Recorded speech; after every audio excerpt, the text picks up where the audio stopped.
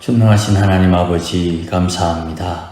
주께서 후회 없는 부르심을 받아 오늘도 하나님 앞에 나와 예배하게 하시고 주를 섬기게 하시니 참으로 감사합니다.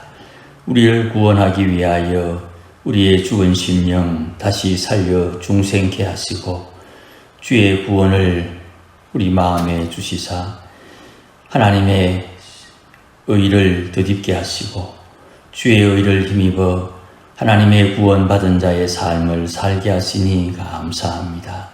이 땅에 사는 동안 주님 약속하신 대로 하나님 앞에 설 그날을 기다리며 준비하며 소망 가운데 상급을 잘 준비하는 지혜로운 주의 권속들이 되게 하시고 이 모든 것을 다 믿음으로 감당할 수 있도록 하나님의 권속들 오늘도 붙잡아 주시고 인도하여 주시고 역사하여 주시옵소서. 하나님께서 하나님의 권속들을 붙드셔서 위로하여 주시고 깨우쳐 주시며 하나님 기뻐하는 길로 이끌어 주심으로 하나님의 영광 보게 하여 주옵소서. 예수님의 이름으로 기원하옵나이다. 아멘. 지난 시간에 야곱의 예언에 따라 단지파 후손 중에 심판자가 나온다 하는 창세기의 말씀을 언급해 드렸습니다. 단지파의 사사는 주의 구원을 이루는 사명을 받게 되고 이 사명을 이루기 위해서 나실인으로 등장하게 됩니다. 이것이 이제 삼손이 태어나게 되는 배경의 요지입니다. 그러니까 삼손이 나실인으로 태어나게 되는 그 배경에 야곱의 예언이 있다 하는 것을 우리가 염두에 둬야 됩니다. 이것을 위해서 이제 어머니가 몸가짐을 별다르게 합니다. 여호와의 사자가 삼손의 어머니에게 나타나서 아이를 잉태한 채로 포도주와 독주를 마시지 말고 율법이 정한 부정한 것을 먹지 말아야 한다. 그렇게 말씀하시고 이 아이를 잉태함으로부터 배에 가지고 난 이후로 이미 나실인이 되기 때문에 이런 행위를 어머니에게 요구를 합니다. 이런 상황을 보면 비슷한 인물들이 몇 명 있는데 삼손의 잉태 소식을 마치 예수님의 수태고지 또 세례 요한의 수태고지와 비슷한 것 같아요. 세례 요한의 잉태 소식과 예수님의 잉태되는 소식은 모두 다 가브리엘의 기쁜 소식으로 시작됩니다. 가브리엘은 먼저 아이를 가지지 못하는 여인 엘리사벳이 아이를 가질 것이다. 이 말씀을 남편인 사가랴 제사장에게 알려줍니다. 이 제사장이 하나님의 천사가 나타나서 이 귀한 이야기를 해주는데도 불구하고 이걸 믿지 못합니다. 그래서 하나님께서 혹이라도 이 증거가 필요한 것 같아 그의 입을 봉합니다.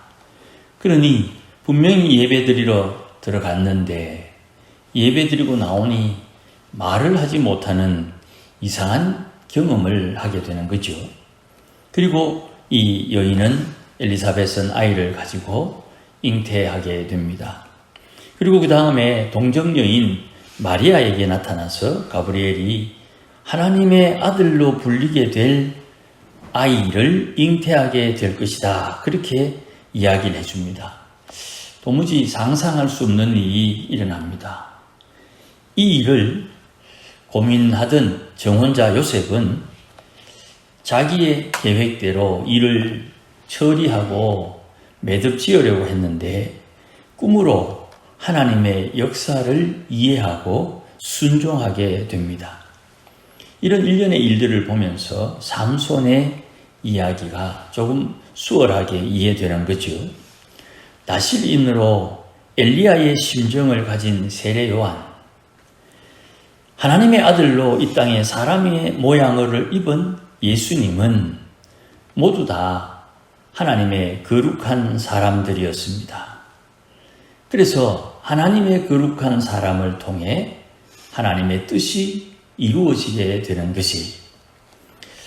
계속 반복해서 말씀드립니다마는 신약의 모든 성도는 모두 선지자다. 그렇게 제가 계속 말씀드리고 있지요. 선지자는 누구냐? 선지자는 영이신 하나님과 소통하는 사람을 모두 다 선지자라고 표현합니다. 그래서 구약 성경에는 하나님과 소통하는 사람, 영이신 하나님과 소통하는 사람을 선지자로 부릅니다. 그리고 이 선지자가 공식화되는 과정은 우리가 그렇게 깊이 다루지 않습니다만은 선지 학교를 통해서 선지자의 경험을 배우게 됩니다. 이것은 선지자를 양성함으로 끊임없이 하나님의 일이 이스라엘 가운데 이어지기를 소원하는 이스라엘 백성들의 소망 때문입니다. 하나님께서 영이시기 때문에 영이신 하나님과 소통하는 것이 결코 수월하지가 않습니다. 사람들 생각하는 것처럼 그냥 얼굴 맞대고 대화하는 것이 아니에요. 그러니 이 선지자가 하나님과 소통하는 것이 특기가 되는데, 이 선지자, 어려운 선지자가 예수 믿는 사람은 누구나 다 선지자다 이 말이죠. 하나님께서 미리 말씀해 주시니까 보고 듣고 깨닫고 주께서 기뻐하는 일을 행하는 사람이 되는 겁니다. 성도는 이렇게 예수님을 믿어서 중생되고 칭의를 받아서 구원을 받습니다. 내 영이 살아서 영이신 하나님과 소통할 수 있고, 영이라고 하나님과 소통하지 못하는데 하나님과 소통할 수 있는 의가 없는데 의가 있다고 인정해주는 칭의를 통해서 하나님과 소통할 수 있게 됩니다.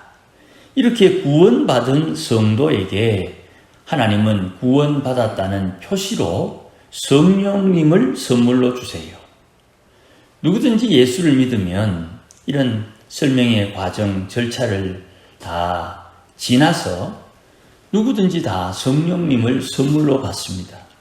이 성령님을 선물로 받은 성도는 하나님과 소통하는 하나님의 양자, 하나님의 아들들이 되는 거예요.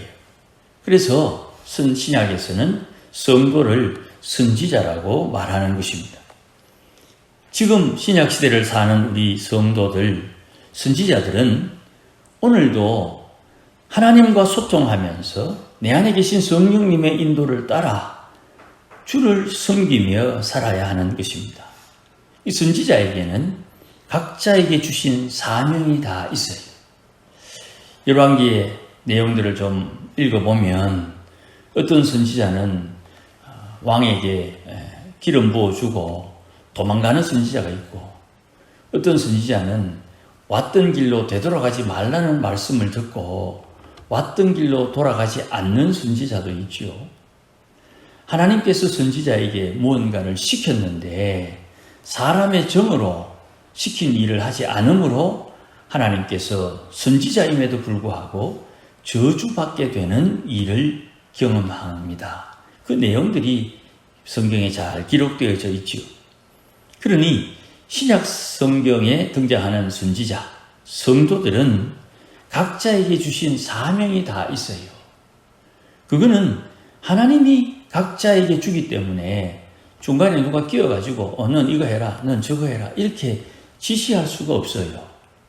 혹시 이것을 성도 1번에게 하나님이 맡기신 것이 아니냐 이렇게 원하거나 추측하거나 또 이렇게 말을 할 수는 있지만 결정은 역시 자기가 해야 되는 것입니다.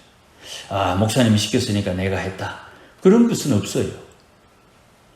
어떤 이도 내 안에 계신 성령께서 내게 주시는 사명이 다 있는 것이. 우리는 일본 문화를 좀 영향을 많이 받았어요. 그래서 지금은 그런 생각을 하는 분이 잘 없습니다만은 한 20년 전만 해도 한 번 직장에 들어가면 이직하는 것을 별로 좋게 생각하지 않았죠.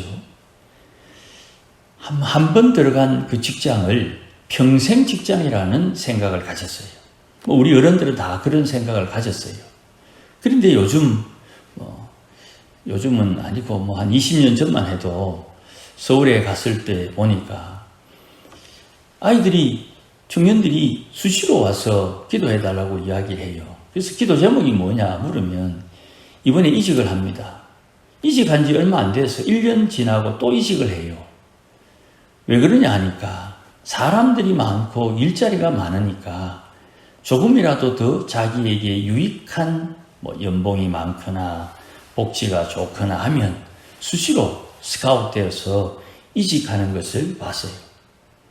이게 한 20년 이상 이전부터 자연스럽게 일어난 일이에요.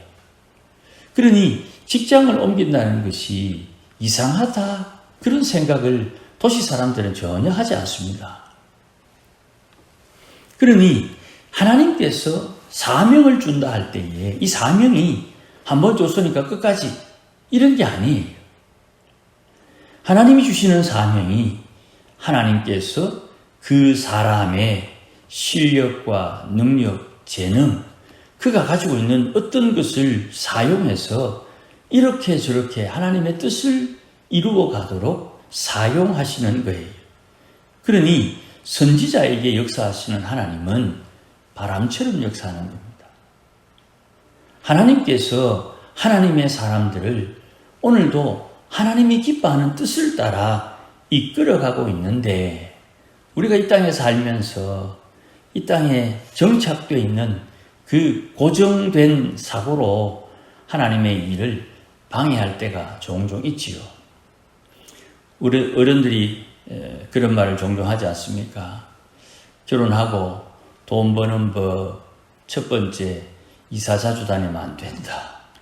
기억나시는지 모르겠습니다. 실제로 이사를 자주 다니면 돈을 못 모으죠. 직장을 자주 옮기면 그 직장 따라 이사를 가야 되니까 그 돈 못 번다. 저는 그렇게 종종 귀동냥을 한 적이 있습니다. 그러니까 세상 사는 방법을 경험치에 의해서 그렇게 교육받고 훈련받으면서 사는 거예요. 그것이 진리인 것처럼 그렇게 산다 이 말입니다. 하나님의 사람들은 하나님께서 인도하는 대로 순종함으로 사는 것이에요. 그러니 선지자는 선지자의 사명 따라 사는 것이, 성도는 성령의 인도함을 따라 사는 것이 정상이다. 이렇게 말씀드릴 수 있는 거예요. 이렇게 마노아가 아내에게 나타난 하나님의 사자가 전해준 그 말을 듣고 하나님의 사자를 만나보고 싶어 했어요. 아이를 가지지 못하는 여인에게 자녀 생산의 소망을 받은 이 남편이 하나님의 지시하심에 어찌해야 되는지 마음을 쏟습니다. 그래서 하나님의 사자를 꼭 만나고 싶다고 기도를 했어요. 그랬더니 다시 이 여호와의 사자가 마노아의 아내에게 나타나고 마노아의 아내가 남편을 불러서 대화하는 장면이 오늘 본문의 말씀입니다. 어떻게 이 아이를 양육해야 되겠습니까?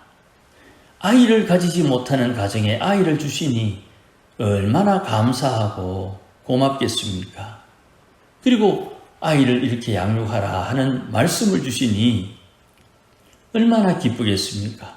그래서 이 말씀을 다시 한번 확인하기 위해 어찌 양육할까요? 이렇게 다시 물었더니 하나님의 약속을 받은 이 여인에게 또 남편 마노아에게 하나님의 약속을 다시 언급을 합니다. 나실인으로서 자라게 하라.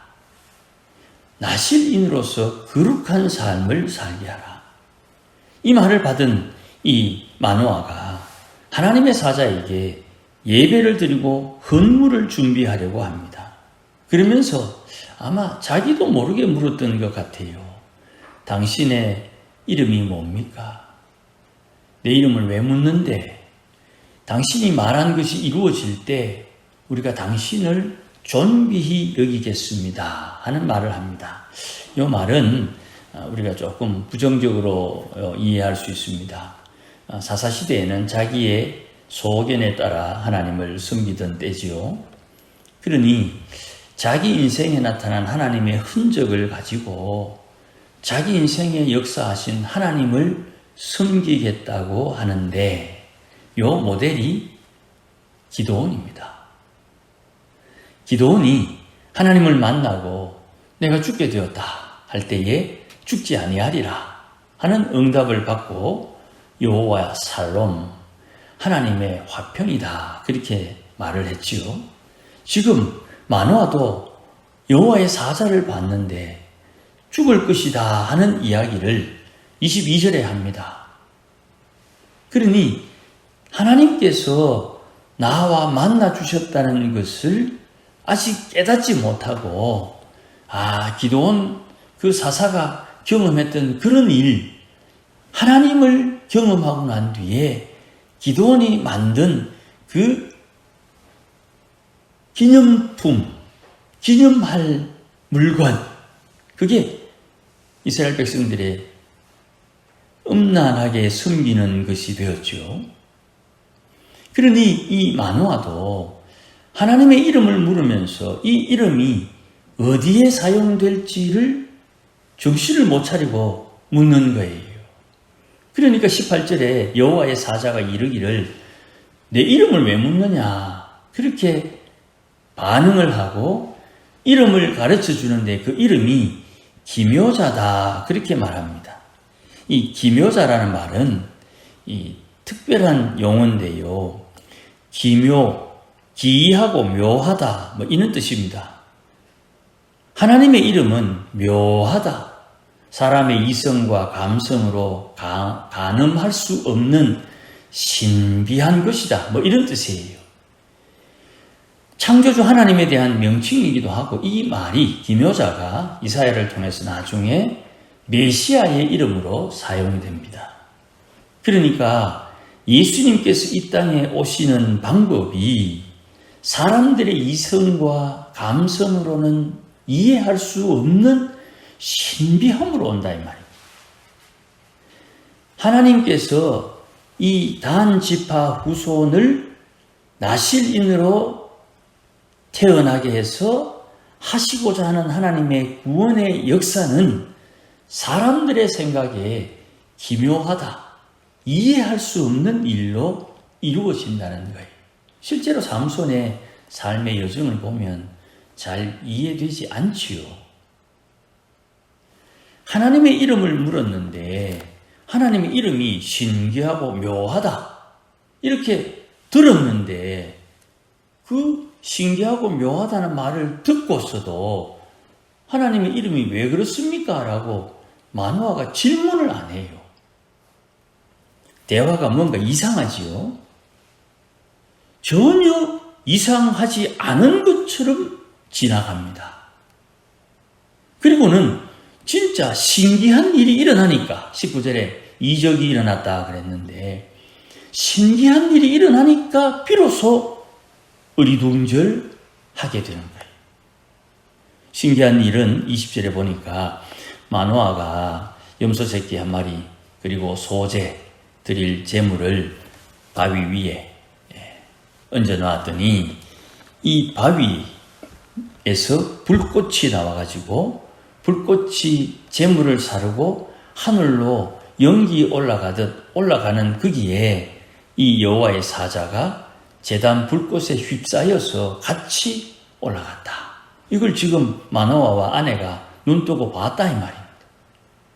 보고 이 이적을 보고서 자기들은 어리둥절 당황하며 급히 얼굴을 땅에 대고 예의를 갖추는데 이 일을 행한, 이 신비한 일을 행한 이분이 기묘자라 이 말. 분명 이런 신기하고 묘한 일이 일어난 이유가 하나님의 이름을 물었더니 기묘자라고 했기 때문에 이런 경험을 하게 되는데 이 마노아와 아내는 갑자기 왜 우리에게 이런 신기한 일이 일어나지 하고 궁금해하고 있다 이 말입니다.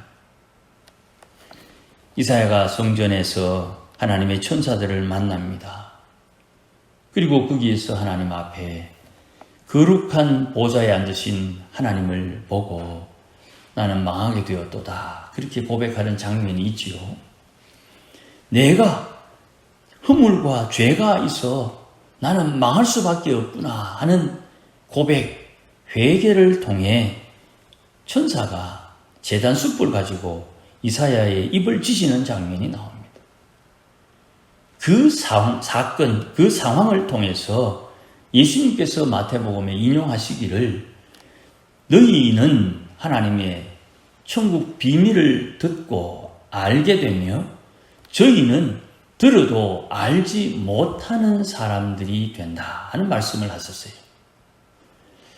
하나님께서 하나님의 크신 구원의 역사를 알려주고 경험케 하고 보여줘도 들을 자만 듣고 듣지 못할 자는 못 듣는 거예요.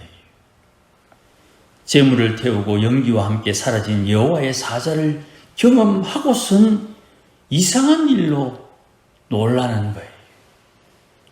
선지자는 영이신 하나님과 소통한다 이 말입니다. 그러면 영이신 하나님께서 지금 내 인생 속에 나타나는 수많은 일들을 통해서 하나님이 하시고자 하는 일을 이루어가고 있는데도 불구하고 요즘 왜 이러는지 모르겠다. 무슨 일이 있나? 생뚱맞게 전혀 다른 오해를 한다. 하나님의 말씀을 듣고 깨닫는 것이 사람의 지혜, 사람의 경험, 내가 하나님 앞에 옛날에 은혜 입을 때의 그 과정을 되풀이한다고 하나님의 역사가 나타나는 게 아니에요. 지금 이 순간 여기에 계신 하나님께서 내게 말씀하시고 깨우치시고 확신케 하시는 그 일이 하나님의 입에서 나온 말씀이니 이루어지겠다는 믿음이 있어야 된다. 이 믿음이 오늘도 우리를 작은 믿음에서 큰 믿음으로, 적은 믿음에서 위대한 믿음으로 우리를 자라게 하고 성장시키는 거예요. 옛날에 안 그랬는데 언제까지 옛날 붙들고 살랍니까? 하나님의 말씀을 많이 읽으면 말씀을 깨달아야지요. 말씀을 많이 읽거나 50독 했다.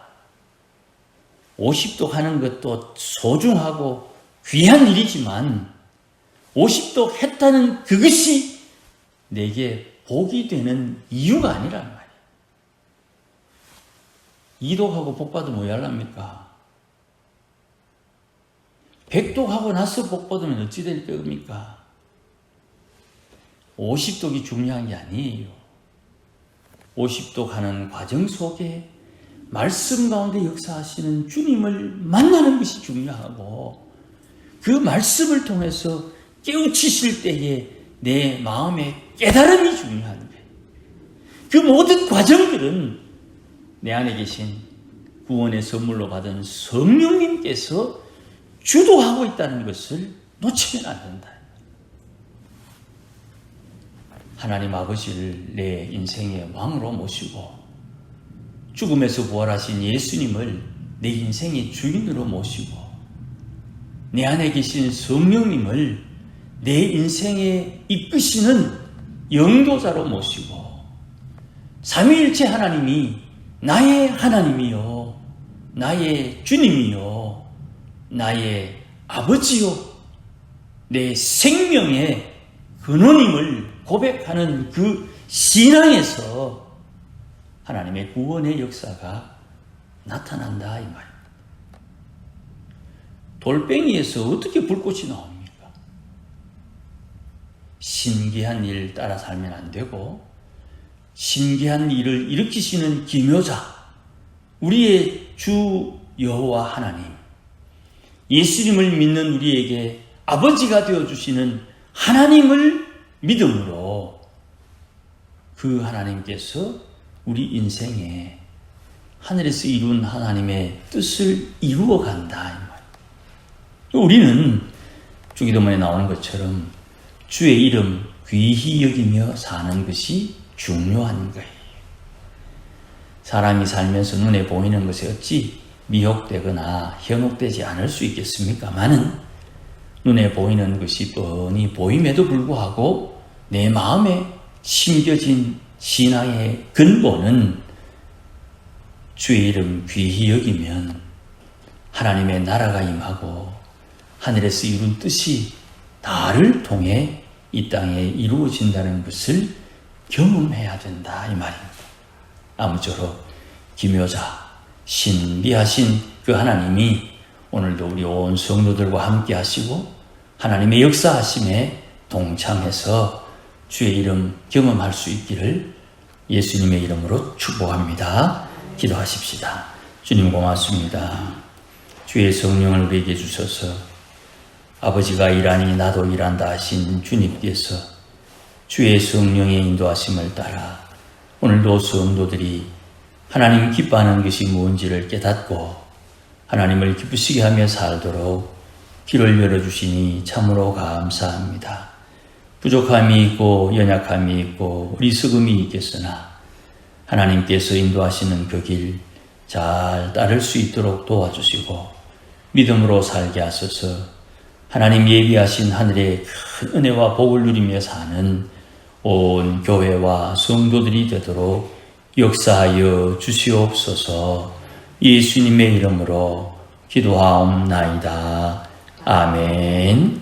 이제는 우리 주 예수 그리스도의 크신 은혜와 하나님 아버지의 극진하신 사랑과 성령님의 감화 감동 위로 충만하심이 오늘도 하나님을 사랑하고 주의 성령의 인도함을 따라 삶으로 하나님의 이름 경험하기를 소원하며 주의 구원을 경험하기를 소원하면 모든 믿음의 권속들 심령 위에 이제로부터 영원토록 함께 계실지어다. 아멘.